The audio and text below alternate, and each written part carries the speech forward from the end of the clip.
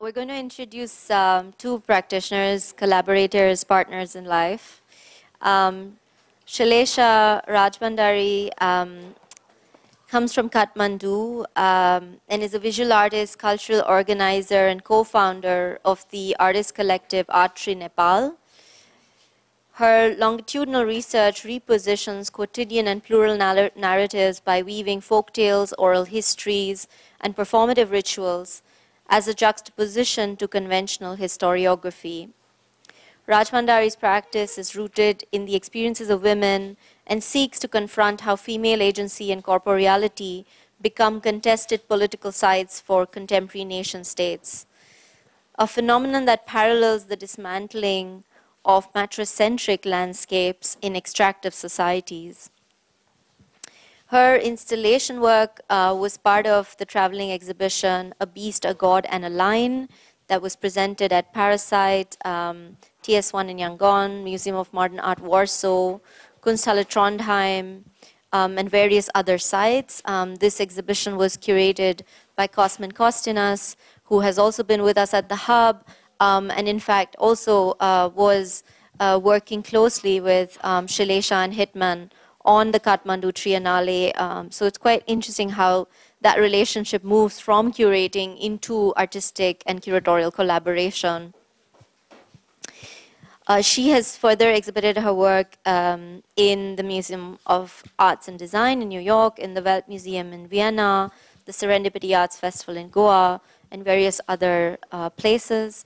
With Hitman, Gurung Sheelasha has curated the Nepal Pavilion at the Venice Biennale of this year, and their exhibition from the Kathmandu Triennale is still sort of feels very much in the air.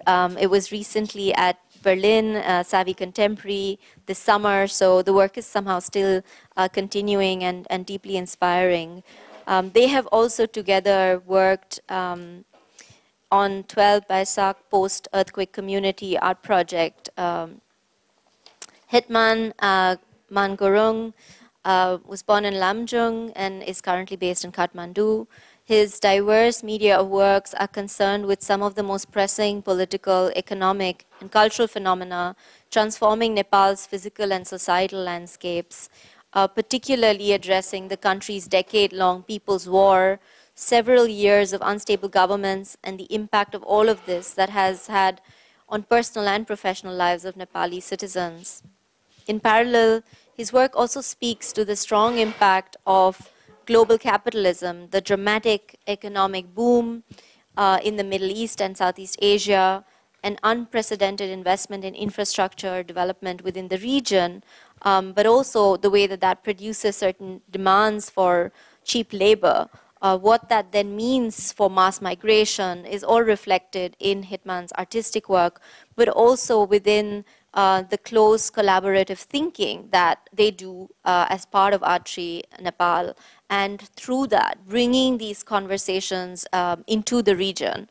So also, just to kind of mention, we have been needing, of course, to remain self-critical of what it means to do the Experimenter Curators Hub in Kolkata. Okay, at least it's not in Delhi, but in Kolkata still, in India, what it means to build and sustain regional conversations. This is something that we are remaining very alert to, and how that conversation precedes certain kinds of market demands where artists' work is brought in, but sometimes, many times, unfortunately, they are not brought in as equal conversation partners, as organizers, as those who are actually the ones offering these practices to us and retraining our vocabularies. So I want to acknowledge that, and thank you so much for making it, being with us. I know it's not easy to enter this this country, and we're very happy to be hosting you. So thank you, Natasha, Pratik, Priyanka, and the experimental team for the invitation. It's an honor to share this platform with amazing people. Some of them we know from long time, but some are new. So there might be expectation of we we're going to talk about Kathmandu Triennale and Nepal Pavilion, but it's slightly different. Like we're going to share our research practice and also how we incorporate those practices in our curatorial practice. So it will be like a brief information. अरे मैना हमार जसिन संतान हुक्रा rugged बहाई भीरलरी मैना बरगिए लडाईमा अस्तही जो रहत्री मैना. Maina is a seasonal song from Thari indigenous communities, sung post-monsoon season when people go deep in the forest to harvest grass. When individuals felt lonely in the forest, they would sing a Maina for warmth and courage. This song of pain and strength was adapted to contextualize the struggles of indigenous people who fought in the People's Liberation Army by cultural branch of Maoist revolution. Many women had joined the Maoist revolution with the hope to end the Brahminical patriarchal structure. And in many ways, this women's contributions did change the power dynamic of caste and gender. Next, please. So, Nepal has went through lots of political changes in a very short time. So, created in the immediate aftermath of 2001 Royal Massacre, this poignant series by Shashi Bikram Saha jarringly captured a time when turbulence percolated throughout Nepal's society. From the People's War unfolding in the rural hinterlands to the murder of the royal family in the capital's Naranhiti Palace, the artist nimbly incorporates newspaper clippings of obituaries with textual and iconographical references to Nepal's Hindu past. Ultimately, the resistance ignited by Dalit indigenous minorities, farmers, rebels, topples down the nearly 3-century-old colonial monarchy. And meanwhile, this is what we were being taught at art schools.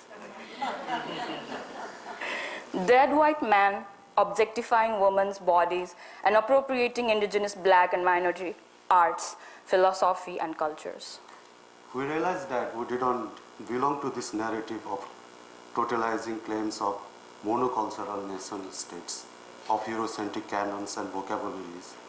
We never felt like we belong to these institutions, which embrace the same colonial ethnographic gauge in which our people's ancestral knowledge is categorized as a primitive, tribal, craft, backwards, folk, traditional, and not contemporary.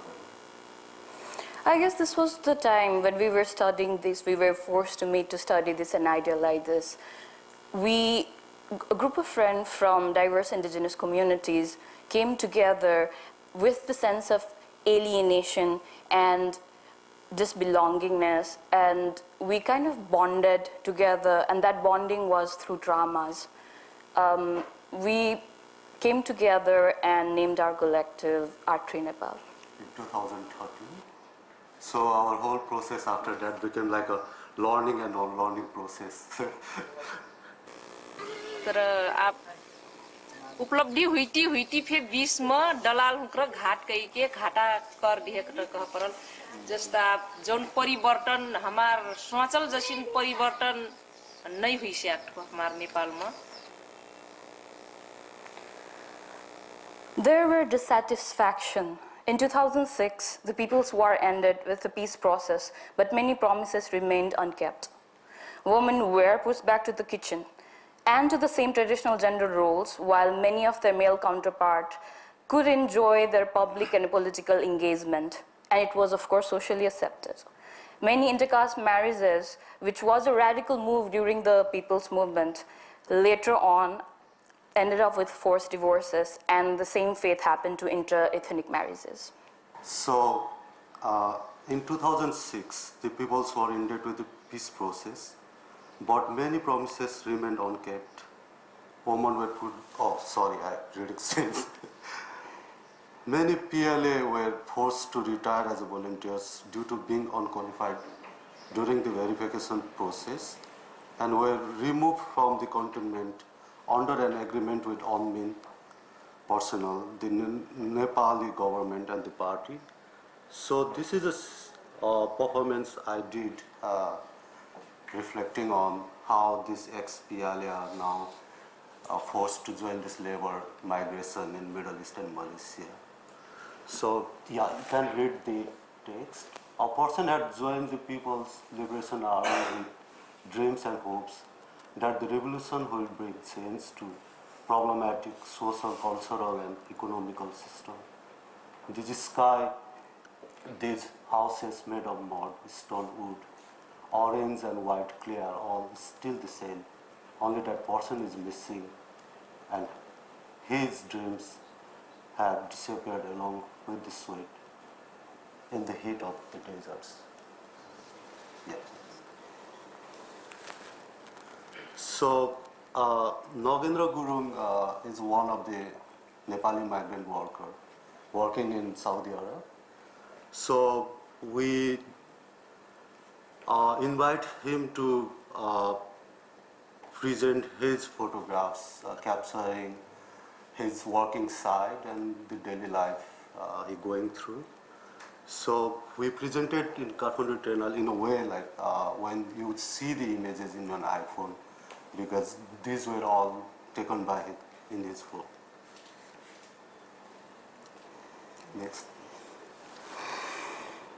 While the decade-long intergenerational people's movement fundamentally altered Nepal's politics and society, many oppressive structures still survive, and the struggle live on the movement that are led by women and indigenous group. In this image, Tharu women organized march and rallied a public demonstration against the right to land and to end the exploitative labor condition. So these are taken by Indu Tharu. She's an activist, a journalist, researcher, and like very fierce fighter. So you can see that a woman there are wearing their indigenous attires, and the attire itself became a symbol of protest and reclamation of Tharu identity. It became synonymous to the power of indigenous people. So we're actually going to have an election in few days in Nepal, and Indu ji actually is running as a candidate.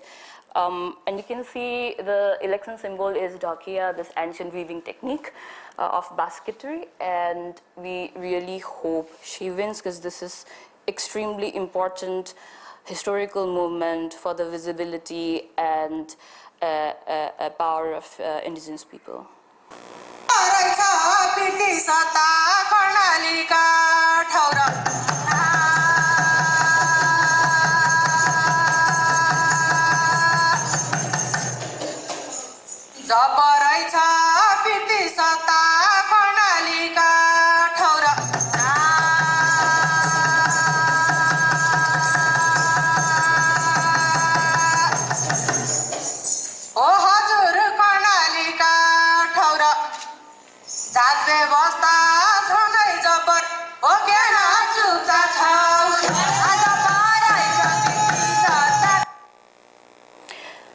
Dalit communities throughout subcontinent and in this region have preserved and passed down knowledge about the performative arts, including many other forms of art through generations, yet their contributions to cultural, artistic and revolutionary element in history are often overlooked. As an organization led by Dalit activists, Karnali Art Center has experimented with vernacular, performative and material mediums to reappropriate and reorient art to focus on Dalit voices and lived realities. Such experimentations include readaptation of Bharata and oral tradition from Karnali region, where performance sings and dance carrying a two-headed drum known as hudke. Traditionally, it was used for to perform episodes from Mahabharata, folk texts, etc. But compositions by Karnali Art Center satirically and politically and poetically address the persistence of discrimination faced by Dalit. Bharata were always led by men, by the way, and this performance in Kathmandu Triennale was the first time ever in the history that it was performed by all women, and they were criticizing patriarchy in Karnali. So here you see the image of Muluki Ain. The Muluki Ain of 1854 was a legal code introduced during the rule of Prime Minister Janga Bahadur Rana. It serves as the foundation for Nepal's modern legal system. The code systematically legitimized discrimination on the basis of caste and cemented a Hindu-centric irrationality. Centered to this discrimination, there has also been active resistance from Dalit and indigenous communities for thousands of years. In recent memory, the democracy movement of 1948 threw out the Ranas from power, but struggles concerning language, identity and land still persist. So, so the example of such activism from this time can be seen in Sukrara Shastri's work with the Nepal Bhasa movement. Nepal Bhasa is degradatorily also commonly known as Nevari Bhasa. His book Nepal Bhasa Vyakaran, which is one of the first book where the language from the manuscript was kind of standardized and was a grammatical overview of the language of the Neva people pictured here. And actually it was published in Kolkata in 1928. Such publication and language movement as a whole were supported by the Neva trading community who have been mobile from thousands of years, especially in the Trans-Himalayan trade route, and later on in Lhasa, Kalimpong and Kolkata. Sukrara Shastri was actually hanged to his death in Kathmandu in 1941 by Ralna rulers for his activism and democracy movements, and the place where he was hanged is like 8 minutes away from the home I was born in. So we had a democracy movement in Nepal, but after 7 years in 1961, somebody came to power.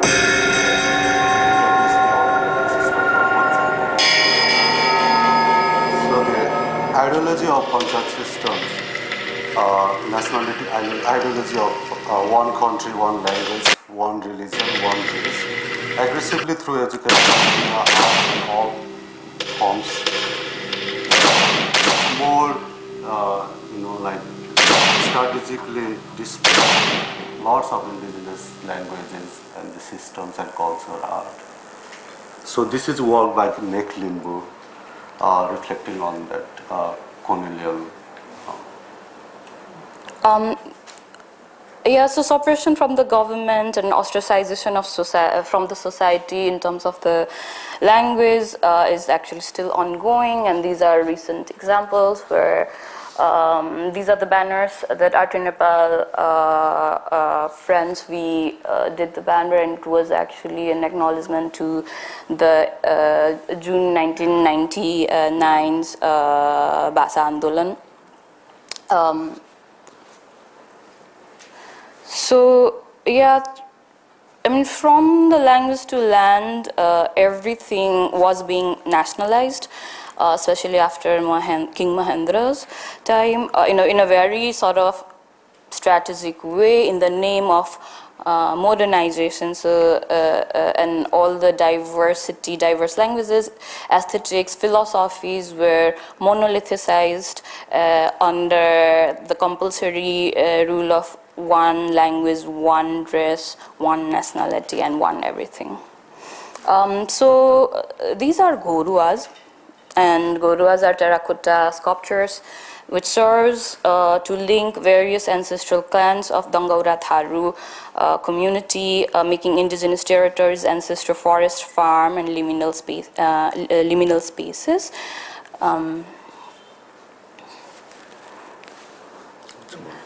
And this is Lavkan Chaudhary's work. He's from Thar community himself, where he's trying to understand why, how is it possible that most of the indigenous communities don't have their land. And then he's also trying to understand the relationship between nature, animal, and humans, and the introduction of trophy hunting, which is very reverse to how indigenous community were coexisting in the forest and the liminal spaces, where of course conflict happened. So, but then it was not for pleasure. Animals were sacred. Next. Also, some of the example of artists Revati Mandal and Selu Yadav. Selu is from Avadi community and Revati ji is a Dalit artist, but both of them reside in a Mithila region where they are portraying tiger. Again, two tigers playing with a tattoo, the tattoo on the hand, Tilanga. So after 1960s, Nepal was open to the world. So lots of development projects and the tourist attractions projects were introduced. But it was strategically, like all these conservation protection lands were strategically in the area of indigenous community, and lots of indigenous peoples were displaced because of the project. And if you see that how this preservation project like national parks or conservation project like national parks have become like a touristic center now, but most of the hotel resorts are owned by the outsiders. So it's actually not benefiting financially even to the local communities. And all these resources were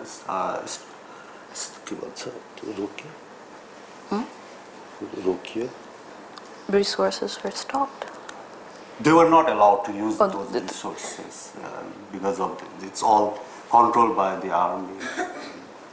The people were not allowed to enter their own territories, their own sacred lands, and it's all restricted. And it is actually used for, in the monarchy's time, were used for display of power, like British governments were invited for hunting and for pleasure, and now for used for touristic purposes, and everything is actually happening in the name of conservation. Come and get it with Peter Russell Clark. In the city or the outback, he's Australia's brightest spark. Come and get it, good food you love to eat. Come and get it, and there's people you can meet. Cook a shark or make a damper, feed your ego, pack a hamper. On a farm or out at sea, learn a recipe, you're free. Come and get it with Peter Russell Clark. This is a clip from Katrina Chewa's 3-channel video. It's from the center video, and she's been extensively researching on her own and trying to understand her own ancestral land and how it has been ripped apart in the name of industrialization and mass agriculture. So her place is at Republic of Kiribati in Pacific Ocean, Banaba Island. And Banaba Island is actually one of the extreme example of extraction and colonial extraction actually from New Zealand and Australia, to the point that the landscape itself is unrecognizable and the entire community has been displaced and now living in places like Fiji and other Pacific islands. So this is work by Joydev Rosa from Chittagong, Bangladesh. So it was also part of the Kathmandu Triennale, and the artists are representing or commenting on his area being or his community being militarized, terrorized by the militarizations. Yeah, and he's from Tripura indigenous community, and then the work is also about dreaming the possibility or imagining, is it even possible to, in this point of life, that the generations have been militarized, that is it even now possible to think about a time when indigenous people are free in their own lands? And drawing that imagination and throwing out, husking the military out of their zones. This poster is by Suvasthebe Limbu, and as you can see how he's trying to portray, so I'll just read it. You see the boundaries and walls you have created runs through our communities and lands. So basically these areas, and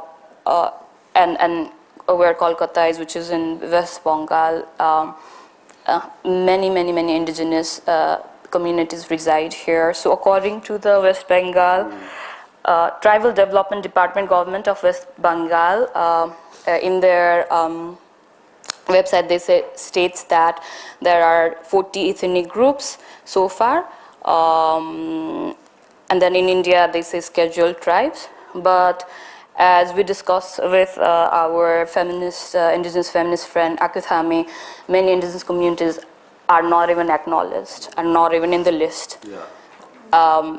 And it's further more marginalized from even the discussion itself. Again, the same website states that describes Limbu indigenous community, which is spread across what is now India, Nepal, Bhutan, parts of Tibet, like all these areas. Myanmar, Thailand. And now all these countries comes, like Suvasthebe says, comes across the indigenous territories, and where multiple indigenous territories. And then same website, the government website, the Tribal Development Department, Government of West Bengal states, Limbu are courageous, hardworking, and open-minded. At the same time, they are carefree, emotional, and laid back. Next, please. No, they're all the same. We're coming to the end of today's presentation, and we're trying to imagine how the future might look like to the marginalized communities who carries traumas in their bodies, the intergenerational traumas. Here is a screen grab of Mihela's work, video, where she uses myths and old spells of Roma witches, which are then updated and merged with the poetry of contemporary anti-racist discourse and slogans. Can we imagine a future where the witches' spell are used as technologies of healing mechanism? We want to imagine a future, imagining and building a future where the pens of our ancestors are healed, where songs of our shamans still reverberates, where multiple cosmologies are celebrated, where our people are free from oppression and can live with dignity. We want to end this talk with a video by Mek Limbu.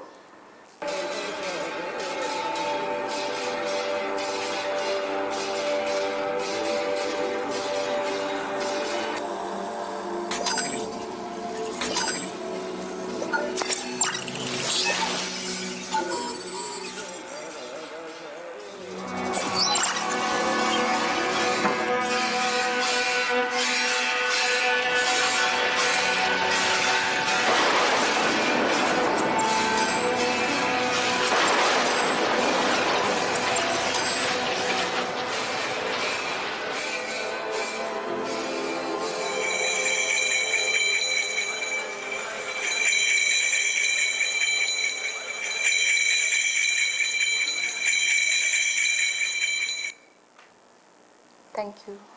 Thank you. I'm also wondering, in terms of just perhaps to go a little bit more into the ways in which you individually also make time for your own artistic research and practice, together with so much of the collective work that involves bringing together so many different kinds of cultural producers into formats of viewing, whether that is an exhibition or a festival or a performance. I'm just thinking about all the artists in the room as well, those who are also teachers of art.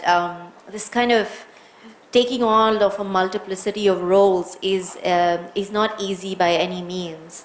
And so it would be great to understand just, when you also retreat into those spaces where you sit with your own art making, and when it is that you open up spaces, how do you sort of work that out between the two of you? I mean, from the early on, when we showed how the art education is, and when they were presenting the idea of master artist working in a studio, and that is the only way of art production. And from that point itself, it was like, maybe we were younger, we couldn't figure out exactly what was wrong with this, but it was like, it doesn't kind of fit in with what I feel inside. From the very, because we were in the same art university, and we used to do, from a young age, student time itself, as long as we remember, we have been collaboratively working, and collectivity was something maybe we inherited from our indigenous ancestors, where individual self is, and the collective and the community is always like together, it's not separate, and it's one. Yeah, and also it's mostly in Nepal, it's very much like it's a small community, and it's very much centered in only capital, Kathmandu. And even in the global discourse, Nepali arts or contemporary art even doesn't exist. Even in the subcontinent, it's very less discourse and exchange and collaborations happening. So for us, it's always we want to decentralize, or like go out of the comfort zone, that small comfort zone, and try to understand our more possibilities and like diversities, and open the doors to more possible collaborations and exchange. So it's not easy, like because it's very difficult financially, and also there are lots of multiple stakeholders, politics going on while you're working with communities. So I think it's kind of learning process for us, continuous learning process for us, and all. That's why all our projects or research, it's always like continuing. We don't know when it will stop. So it's a process of, even the Kathmandu Triennale, like for us, it's kind of continuity of our own practices. We don't see it like separately as a curatorial intervention.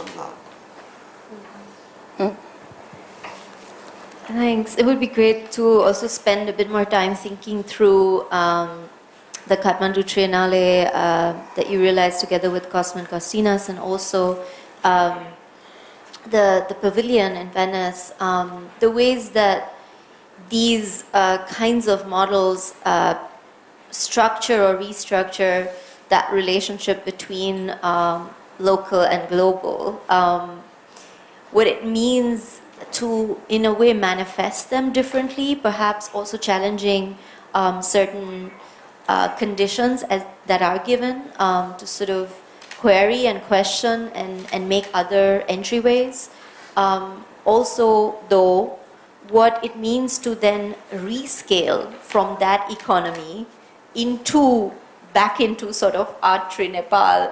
And because sometimes I feel we think about the scaling up, but then what about the rescaling and moving back into one's own group ethics, group aesthetics, with the limits of that? How do we sort of think about not only that moment of what is going on internationally, but then the aftermath, what the sort of ways are to redistribute that visibility and power as well? I think the binary of local and international, the definition of it itself is actually expanding and diversifying a lot. Even if we compare this discussion like 10 years ago, it was a different kind of, it was a different world back then. it was very different, like the level of invisibility and absence of dialogue. And there was either discussion on race, or continents. And within that continent, obviously the first world country of that continent would only get representations, or countries with certain GDP would have visibility. But I think now there is more warmth and actually there are a lot of examples. This is happening right now. I would like to acknowledge events like Avocado, let's say, where of course Venice is a very, it has its own power structures and colonial legacies, and one can't go beyond nation state, and it is where indigenous people what is happening, or territories like Hong Kong or Taiwan, they're not official pavilions. But the way Sami Pavilion, acknowledgement, the way they functioned, and the way Avocado was able to transcend beyond the nation's boundaries. This was not happening 10 years ago in this scale. Yeah. Yeah, so in the sense of international and local, maybe the kind of conversation we were having locally in the village of Lamjung, in the village of Bordia, was exactly happening in the platform of Venice. And we could relate to each other. It was happening in Venezuela and the forest, Amazon forest.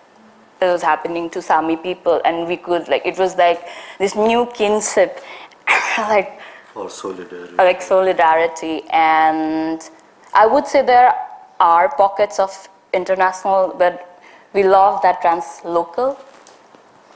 And I mean, of course, I feel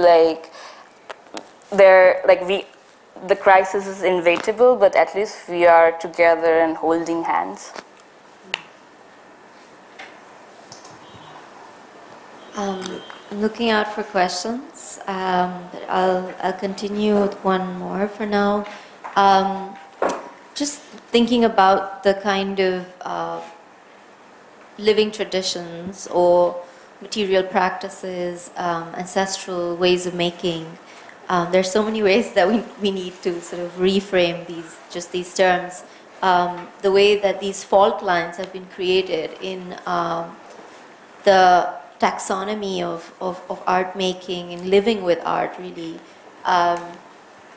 has led to these infrastructures that are ailing, such as ethnographic and colonial collections of a certain kind that have managed to spread with such ferocity in so many corners of the world, also in our parts of the world.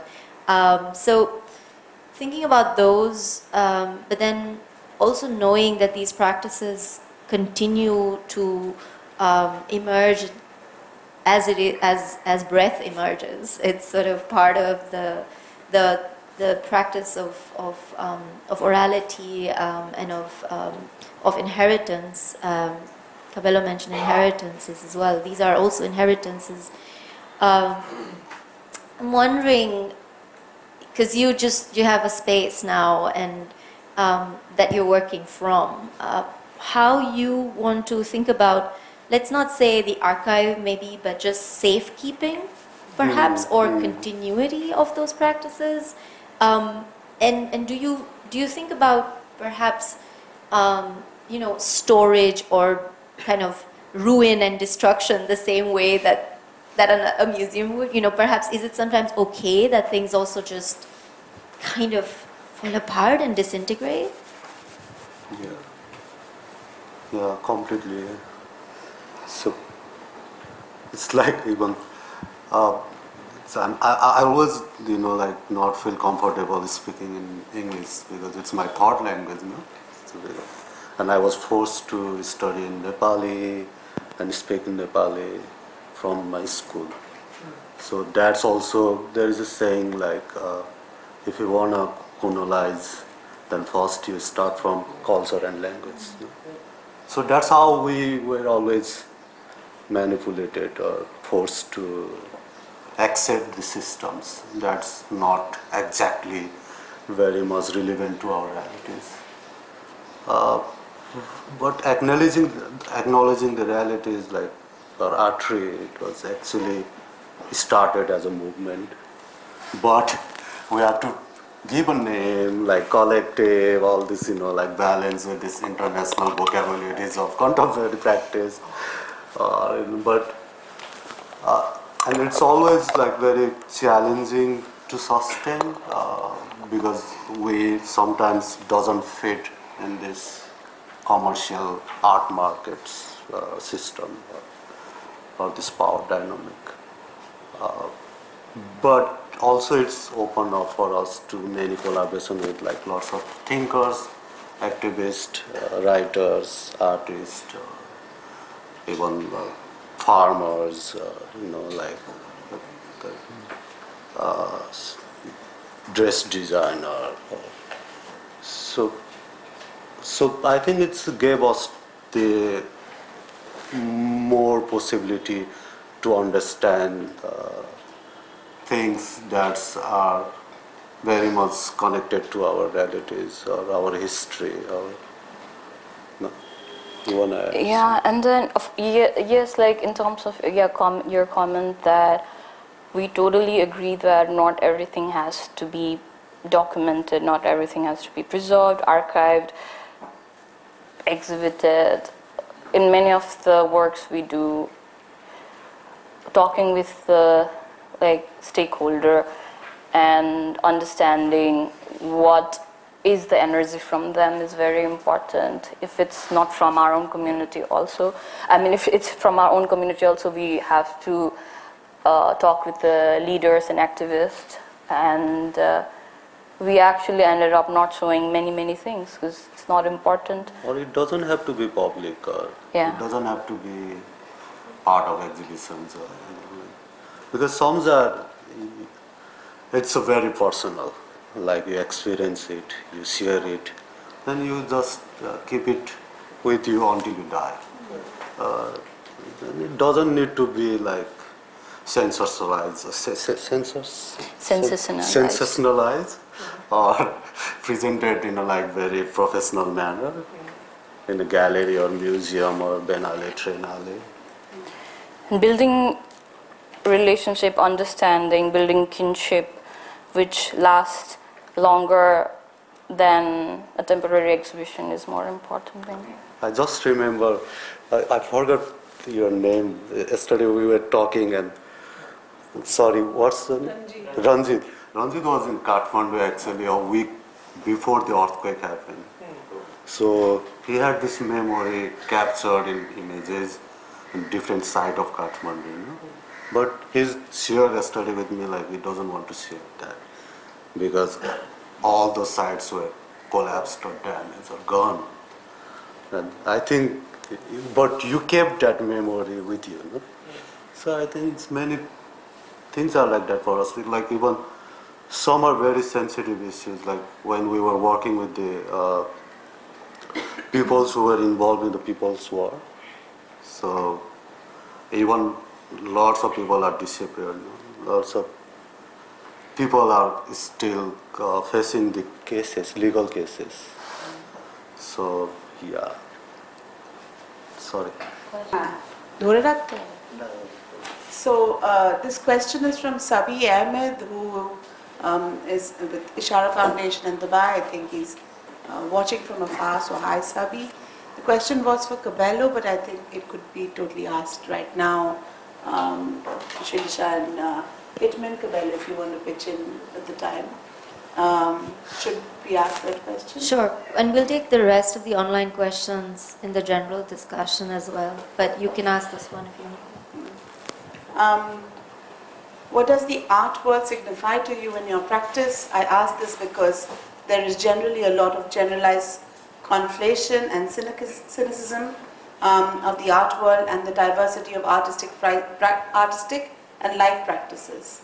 I know that the two meet, but I feel your work regarding practices that push/probe the art world without going into the canonical modes of institutional critique. It could hold true for both their conversations. So, I mean, it's originally for her, so maybe she can respond. Yeah. Yes, I mean, I also think that it also holds true for your presentation. Yeah, I mean, I think of course, Documenta this year kind of showed that without being cynical. So I think now we have probably even a bigger map on how to hold those, or rather a world of practices, or host a world of practices without the cynicism and without relying on a particular mode of exhibition making. So I think it's now possible, or not necessarily now possible, but we have a way of explaining what we've been doing without feeling like we are not quite contemporary art with a capital C.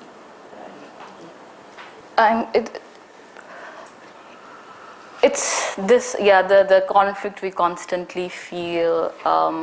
There is a standardization and acceptable understanding of art world, where certain vocabulary, if you can speak certain vocabulary, speak certain language, and present in certain way, then that is the intellectual art world. Or there, but the reality is there are multiple cosmologies and visual like artistic visuals, audio, performative expressions, which roots from it. And until unless we are not fluid enough, open enough, like the conflict will keep on coming forever. And for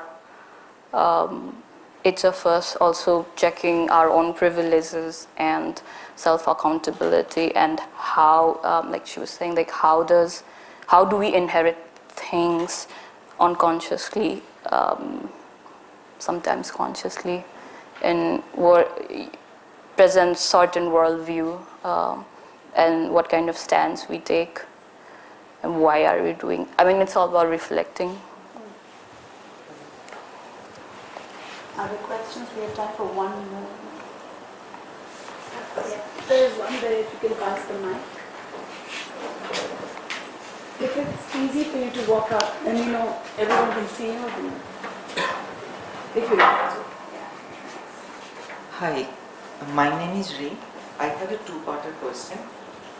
Firstly, I wanted to know, when you mentioned that in your country the conservation places are systematically eradicated, I wanted to ask you, do you feel the government does not get what conservation is, or is it a facade to hide their greed? It is a two-parter question. I will, because I can relate it to my background, that's why I am asking, like, what do you feel in this? Like, is it planned? Is it, or they just don't get what it means to preserve? So, I think this whole concept of conservation and preservation, or this national park idea, came from the guilt of trophy hunting. Because if you see, then the King of England is the one of the, like, main pattern for, like initiating this idea of national park. In Nepal, it was actually adopted version of American national park systems, which it's actually doesn't, like make sense in terms of Nepal, because for Nepal it's not just protecting the animals or resources, but these areas were also very important sites for these indigenous communities, those who were actually protecting the resources and the territories from a long time, no? Because before this idea of conservation came. But when the implement of national park happened, it restricted local people to use the resources, because they were created a buffer zone and it was completely militarized, controlled by military, and people were not allowed to use the resources from the forest. And the relationship between people, land, forest, waters is very important in indigenous community. It's not just tangible but also intangible, because these sites were sacred for them.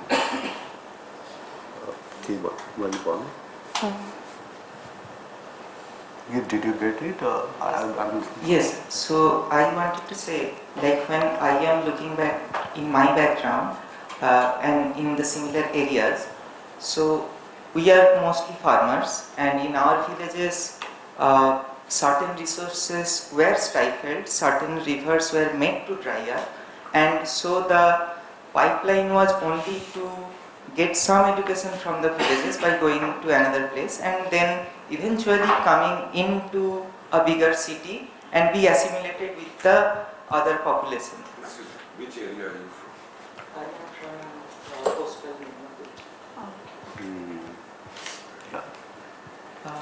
So, can you tell me the area? Coastal Midnapur. Okay.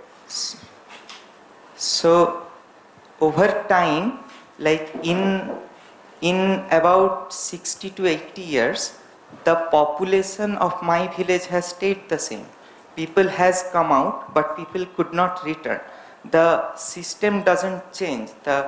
Like whatever we can farm, it is for the community. And what I can see, the practices of arts is actually dying, because when there are people, it's a completely collective work. If somebody sings, if somebody draws, if somebody dances, other people in the village take up their responsibility, their family's responsibility, their kids' responsibility. That is something when I come to the city, I do not see. Yeah. And here, what I want to ask, that reclaiming land, reclaiming places, and reclaiming larger places, so where we can practice this collective practice of art, is it possible? Because I asked this and I said it is a two-parter, because if the people who are doing this, if they don't understand it, we can start a conversation, we can make them understand. But if it is a systematic oppression, then we can't. So that's why I asked. So, like, for example, if we talk about Chitwan National Park, which is the central southern part of Nepal, it's one of the largest national parks. So, actually, lots of Tharo communities, Bote, Musahar communities were